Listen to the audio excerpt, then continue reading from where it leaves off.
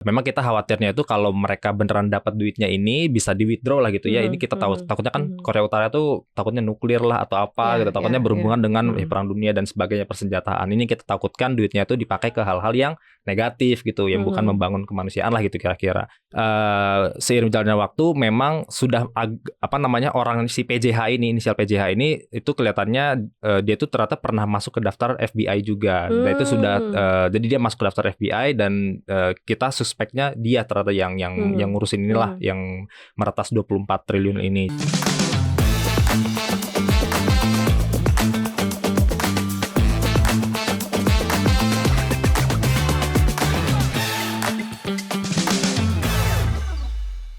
Halo Sobat Cuan, selamat datang di podcast Cuap-Cuap Cuan. Apa kabar Sobat Cuan? Semoga selalu dalam kondisi yang sehat dan bahagia ya. Ketemu lagi di Paham Pantauan Saham, makin paham makin cuan. Oke, hari ini kita sebenarnya nggak bahas soal saham, tapi bahas aset lain ya. Karena itulah kuhadirkan di sini untuk Sobat Cuan Revo Gilang, efek strategis. Nah, jadi udah tahu ya kalau efek strategis kita akan bahas apa. Yang lagi hot saat ini, yang mungkin juga Sobat Cuan lumayan mungkin ngikutin atau mungkin ada juga yang ngikutin, nanti kita kasih tahu aja sih. Soal pencurian kripto terbesar di dunia, kurang lebih ini ada sekitar 24,46 triliun rupiah melayang. Gede banget ya. 1% aja kali buat gue boleh. Bisa kali ya. Atau Sobat Cuan ya 1% aja buat gue melunasi cicilan-cicilan ya kan. Ini gede banget loh angkanya. Makanya hampir 25 T ya. Betul. Hampir 25 T. Sebenarnya ini apa sih yang terjadi nih di Bybit? Jadi ya bukan merek yang satunya lagi karena tersalah ngomong ya. Bybit ini jadi kasus pencurian kripto terbesar di dunia. Ini what happens?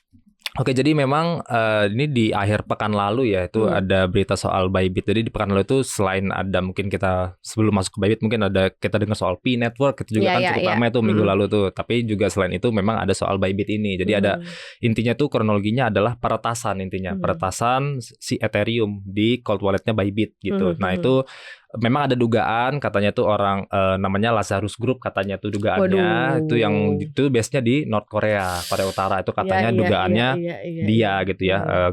Sekelompok orang ini bahkan ada di pointing satu orang katanya. Ya inisialnya PJH lah, ada part inilah gitu. Itu katanya. Itu memang benar dari sisi IP udah ketahuan emang di daerah-daerah situ atau dia tuh memang beberapa kali memang meretas gitulah gitu di crypto exchange. Jadi memang mungkin dugaannya ke sana gitu. Karena North Korea gitu ya, sesuatu juga yang nggak terjamah kan dari radar dunia. Kok tiba-tiba melakukan sesuatu dari dalam gitu ya. Oke, lanjut Wo. Ya jadi dia Lazarus Group ini memang udah beberapa kali lah gitu ya untuk soal peretasan-peretasan di bursa dan lain sebagainya, dan memang kita khawatirnya itu kalau mereka beneran dapat duitnya ini bisa di withdraw lah gitu ya. Ini kita takutnya kan Korea Utara itu takutnya nuklir lah atau apa gitu, takutnya berhubungan dengan perang dunia dan sebagainya, persenjataan. Ini kita takutkan duitnya itu dipakai ke hal-hal yang negatif gitu, yang bukan membangun kemanusiaan lah gitu kira-kira.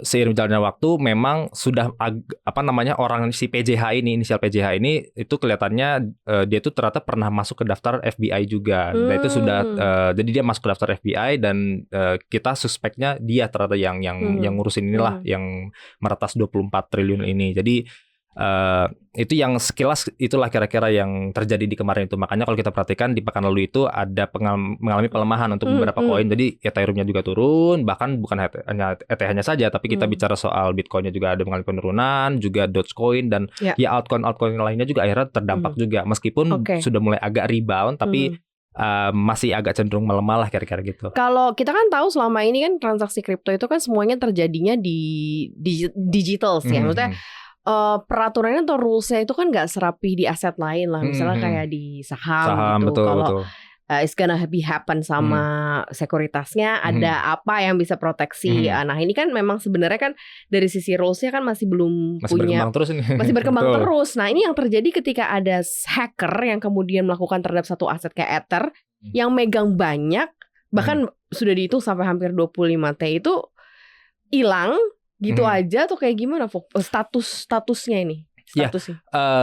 Jadi gini, mungkin masuk ke agak teknisnya sedikit ya, tapi mungkin nggak terlalu teknis juga. Jadi intinya si Lazarus Group-nya ini yang kita suspek dia itu melakukan beberapa jadi pengambilan dana dari ETH-nya si Bybit kira-kira gitu. Nah itu ternyata mungkin sebagai informasi juga totalnya itu sekitar hampir 1,5 billion USD. Itu kurang lebih di 1,46 billion USD lah. Itu sekitar 9% dari total asetnya si Bybit. Jadi total aset Bybit itu kan sekitar 16 miliar USD. Nah itu 1,5 billion USD itu sekitar 9%-an. Jadi sebetulnya yang terjadi di Bybit itu memang mengguncang bursa kripto secara global, tapi memang tidak separah kalau kita mungkin tarik ke kayak FTX dan sebagainya gitu. Jadi ini masih agak so-so lah, masih bisa ditangani juga oleh CEO-nya Bybit sendiri. Benzo juga menyampaikan bahwa memang ini masih bisa ditangani. Jadi ya cold wallet yang lainnya pun masih cenderung aman. Jadi kalau mau teman-teman mau pada withdraw dan sebagainya itu masih aman itu intinya gitu. Tidak terganggu lah intinya gitu karena mereka punya cadangan dan lain sebagainya. Ya maksudnya jadi nggak hilang kan? Nggak hilang. Kalau kita punya jadi Bybit gitu itu sebenarnya oke-oke aja. Ya Bybitnya rugi tentu rugi kan? Ya sekitar 20 T tadi. Tapi kalau kita sebagai nasabah ya itu masih aman-aman aja, nggak ada masalah kok soal kalau kita ini akan ngaruh nggak sih ke depan nanti terhadap harga atau pembentukan harga? Kalau tadi kan juga Revo bilang bahwa sebenarnya sempat ada koreksi tapi sekarang udah balik lagi rebound walaupun tipis-tipis gitu.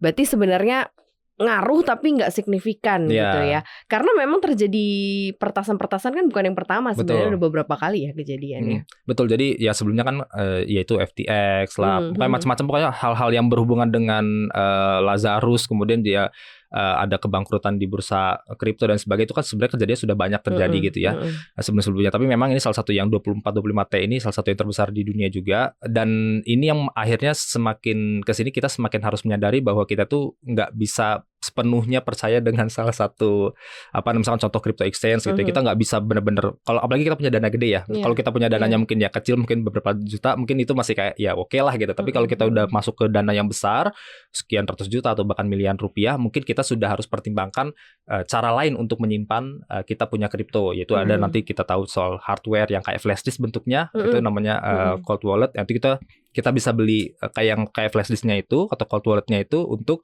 kita memasukkan kriptonya. Jadi itu cenderung akan lebih aman karena kita jadi punya itu sebagai key. apa? Sebagai penyimpan kripto kita. Penyimpanan kripto kita. Jadi untuk save-nya di kita juga betul. Kalau suatu hari terjadi kayak peristiwa di-hack lagi, itu cenderung lebih aman soalnya. Itu cenderung lebih aman. Nah, teman-teman kalau misalnya di komunitas yang memang bertransaksi kripto atau mungkin menjadikan ini part dari aset alokasinya atau investmentnya Sobat Cuan sendiri, sudah seberapa aware sih dengan hal-hal ini yang lo perhatiin gitu? Apakah mereka juga ya kalau di community sih ini informasinya common kok gitu Maria, jadi kayak ya semuanya juga tahu gitu.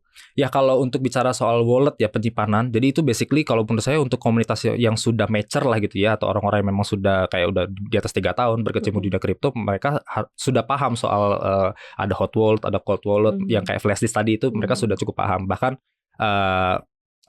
perkembangannya pun sudah bukan 1-2 merek lagi yang mengeluarkan itu, bahkan udah cukup banyak ya merek-merek yang mengeluarkan yang kayak flash disknya itu atau cold walletnya itu.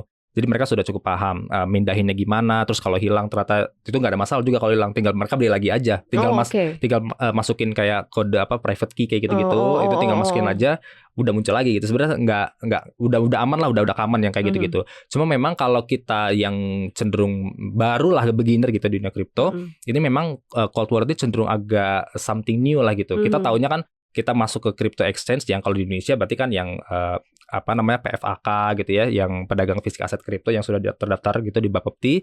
Itu ya kita beli kripto di sana, terus ya udah nanti disimpanlah di sana gitu di crypto exchange tersebut. Tapi ya seiring berjalannya waktu dengan adanya kasus-kasus kayak gini, dulu di FTX, sekarang di Bybit kejadian lagi 24-25 T, ini semakin kita harus aware bahwa kita nggak not your key, not your coin gitu. That's why kita harus punya key-nya sendiri. Nah itu key-nya itu adalah yang kayak flash disk-nya tadi, dompetnya tersendiri supaya bisa lebih aman lagi gitu. Oke. Nah apakah kemudian ini nantinya ke depan akan menjadi salah satu PR juga nih untuk orang akhirnya takut tiba-tiba kayak gitu nanti ribet lagi ngurusnya, udah gitu kan repot lagi gitu, membuat kemudian minat orang untuk masuk ke aset ini agak-agak terkendala nggak sih gitu? Atau justru enggak kok, karena memang segala informasinya bisa didapetin dengan mudah, terus kayak info-info seperti yang tadi Revo bilang pun sebenarnya udah tersebar cukup luas gitu, jadi sebenarnya nggak ada lagi barrier lah untuk masuk ke aset ini. Buat saya kondisi yang ada saat ini, kita bicara di ya pemberitaan lah di kripto secara umum, tentu terus berkembang, tapi memang kalau kita bicara soal jumlah banyaknya informasi yang tersedia dibandingkan dengan saham itu jauh banget berbeda, masih jauh, gapnya masih lebar banget. Di saham informasi sudah jauh sekali yang influencer dan sebagainya yang memberikan informasi, media-media juga sudah banyak banget informasi bertebaran lah gitu ya. Tapi kalau di kripto memang masih agak lebih sedikit. Satu itu, kedua kita bicara soal teknisnya pun memang di kripto ini buat saya pribadi bahasa-bahasanya tuh memang agak-agak rumit ya, kayak bahasa IT, bahasa-bahasa yang dia tidak sesederhana mungkin kayak di saham kan kayak lebih bisnis banget gitu ya. Jadi mungkin orang udah lebih common gitu. Sementara di kripto kan bahasa-bahasanya mungkin agak-agak bingung. Penyimpanan juga ada yang hot, ada yang cold. Nih apa nih panas dingin gitu kan. Kalau di saham kan udah kayak air ya. Kalau di saham kan tinggal RDN udah selesai gitu. Sesimpel itu maksudnya. Nah, jadi memang hal-hal ini yang mungkin agak-agak cukup perlu ada sosialisasi lebih lanjut lagi, baik itu dari si pihak crypto exchange sendiri ataupun dari pihak ya OJK, Bapepti dan sebagainya, pemerintah seperti itu ya. Tapi basically kalau kita mau nyari itu sebetulnya udah tersedia kok di berbagai informasinya di media dan lain sebagainya. Tapi ngelihat kasus yang berulang-ulang seperti ini berarti sebenarnya ini masih cukup rentan akan serangan cyber ya, serangan hacker kayak atau level of cyber security-nya mungkin harus lebih ditingkatin lagi atau seperti apa sih, dan atau ini cuma terjadi terjadinya tuh as momentum aja gitu, kayak nggak tahu lah mungkin, atau lagi as by hockey aja, atau seperti apa sih sebenarnya? Menurut saya ini kerentanan terhadap serangan-serangan hacker gini. Mungkin gini, kalau aku pribadi ya, kalau dibandingin dengan saham, menurutku kripto masih lebih possible untuk orang masuk intercept hacker dan sebagainya dibandingin saham. Karena saham ya semua baik lagi regulasinya sudah jelas, ada KC, ada KP dan sebagainya, SRO-nya jelas. Sementara di kripto ini kan memang masih dia global banget dan orang mau masuk keluar itu caranya banyak banget, hacker-hacker dan mereka tuh itu terus berinovasi. Jadi buat saya pribadi ini industri yang masih terus berkembang untuk mereka harus benar-benar meningkatkan pengamanannya seperti apa, karena ini intinya hacker-hacker ini mereka akan terus mencari inovasi-inovasi bagaimana cara melakukan phishing lah atau apapun itu ya, hackernya suruh inovasi juga ya. Mereka tuh terus berkembang juga gitu apalagi yang di North Korea itu mereka terus berkembang. Jadi ya ancaman-ancamannya akan terus ada, bahkan ya karena tadi globalnya itu, jadi mungkin nggak di North Korea tapi mungkin udah di daerah lain gitu ya. Entah di mana itu yang menjadi kekhawatiran tersendiri juga sih yang terus kita perhatikan. Ini jadi kayak satu hal yang memang kalian harus persiapkan kalau kalian memang mau bertransaksi kripto, ya ini lintas benua, lintas negara gitu ya, semua bisa bertransaksi dalam satu, istilahnya apa ya, satu universe gitu ya. Ya kan, bercabang-cabang di metaverse yang berbeda gitu. Mereka barengan nih, jadi ya kalau tiba-tiba ada satu virus kuman gitu kan, ya bisa aja kejadian karena kan ini posisinya di global ya. Tapi tadi Reva juga udah bilang bahwa pengamanannya udah mudah banget, banyak gitu ya akses informasinya. Jadi kalau Sobat Cuan memang sudah siap untuk masuk ke sana, ya masuk juga dengan kelengkapan security-nya. Betul. Yes, keamanannya ya. Betul. Oke, nggak mau lagi deh denger yang cerita begini-gini, ngeri ya buat investasi. Soalnya duit yang dikumpulin kan susah payah loh, ya kan. Betul, makanya kan harus ada uang dingin banget nih kalau masuk kripto. Mungkin kalau buat saya pribadi, kalau uang saham tuh dingin, kalau kripto lebih dingin lagi gitu. Harus lebih dingin lagi, nggak bisa lu bongkar-bongkar. Benar. Ya udah, nanti kita akan update terus gimana-gimananya gitu. Yang jelas Revo juga akan siap kasih informasi terkait dunia perkripto-kriptoan. Thank you ya Revo. Terima kasih Sobat Cuan, jangan lupa support kita terus. Kita ada di Spotify dan juga YouTube. Nonton, subscribe, share juga yang banyak ya. Terima kasih. Maria sama Revo pamit. Bye-bye.